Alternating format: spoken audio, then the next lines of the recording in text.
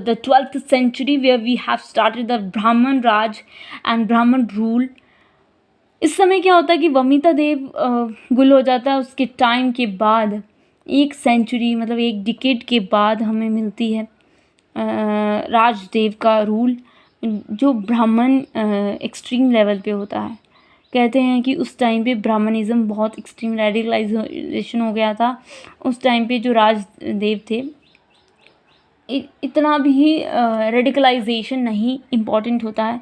अब इसके बाद जो है राजदेव के बाद इसने भी रूल किया, काफ़ी देर तक ब्राह्मण रूल करते रहे, पर मेन इम्पॉर्टेंट है सिम्हादेव। सिम्हादेव 1300 शताब्दी में क्या करते हैं, एडी में यहाँ पे क्या कर रहे होते हैं, रूल कर रहे होते हैं। अब इनका जो रूलिंग एरिया है या रूलिंग ईयर है which was very unethical and you can say that miss rule किया उन्होंने, कुछ अच्छा काम नहीं किया है सिम्हादेव ने। अब इसके बाद जो है Sahadev is very important. Sahadev very bad king as consider in the Hindu rule. यहाँ पे देखो, जब यहाँ पे जो ब्राह्मण रेडिकलाइजेशन हुआ है, तो तब भी लोग यहाँ से क्या हो रहे हैं, फार अवे हो रहे हैं कि राजा की कॉन्वर्सेशन नहीं हो पा रही है जनता के साथ। ये तो छोड़ो, बल्कि लोगों की हित की बात नहीं कर रहे हैं, सिर्फ अपना ही रोड़का चला रहे हैं। यहाँ पे ब्राह्मण बात को आगे बढ़ा रहे हैं इस तरह से। सिम्हादेव जो है वहाँ पे रूल करता है। सिम्हादेव के बाद आता है सहादेव, जो कश्मीर में रूल करता है। अब सहाद जो देव थे वो बहुत ही मतलब कि उस टाइम पे, सहादेव के टाइम पे ब्राह्मणिज़्म तो छोड़ो, लोगों के लिए हित काम तो छोड़ो, उन्होंने अपना ही डिबॉचरी शुरू कर लिया था। अल्कोहलिज्म बहुत गंदे तरीके से हो गया था 13वीं शताब्दी के आसपास। अब देखो, इस यहाँ पे सहादेव जो है वो फेल मार गया, काम उसका फेल मार गया। तो इस तरह से वहाँ पे एक जो होता है इन्वेजन होता है, वो एक मोंगलाइड होता है, जलाचू। देखो किस तरह से डिक्लाइन होता है हिंदू रूल। यह हम यहाँ से देख सकते हैं कि सहादेव के टाइम पे वो अपने ही मस्ती में मस्त था, पर इस समय क्या होता है कि सहादेव क्या करता है, इसके टाइम पे डलूचा जो होता है, डलूचा वॉज एन एक बाहर से आया हुआ एक इन्वेजन, मोंगलाइड इन्वेजन, जो कहाँ पे होता है, कश्मीर में। तो सहादेव उस टाइम पे सहादेव ने मदद करनी चाहिए किसकी, पूरे कश्मीरी पीपल्स की, बट वो क्या करते हैं, वहाँ से भाग जाता है। जो सहादेव होता है वो भाग जाता है, और डलूचा वहाँ पे एक्सप्लॉइटेशंस और बहुत हद तक बर्बाद कर देता है कश्मीरी पीपल्स को।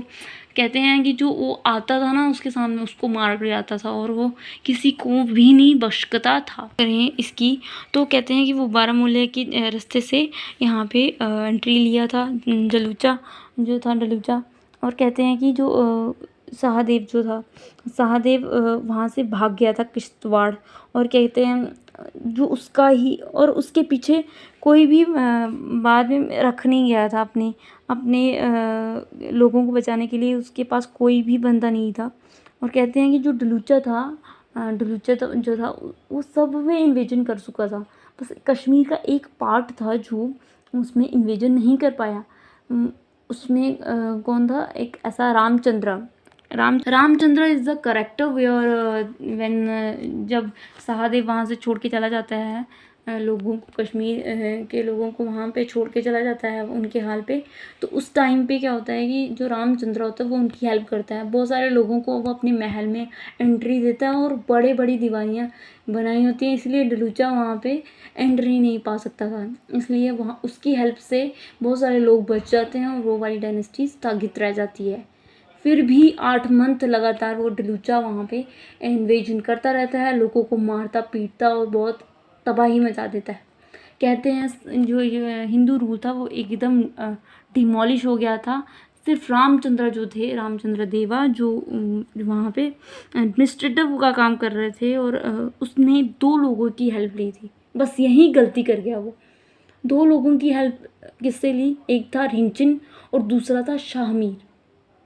इन दोनों की हेल्प से उसने फिर से कश्मीर की वैली को उठाया, रिकंस्ट्रक्ट किया, और बिहार और जो भी उसने तबाही मचाई थी उसको फिर से रिन्यू किया। अब देखो यहाँ पे जो 2 कैरेक्टरिस्टिक्स हैं, जैसे कि रिंचिन है और एक शाहमीर है। शाहमीर जो स्वात से आया था, और रिंचिन तिब्बत से आया था, तिब्बत के ईस्ट से आया था। और उस समय कश्मीर का राजा कोई भी नहीं था, क्योंकि वहाँ से शाहदेव भाग गया था और कश्मीर की गद्दी खाली थी।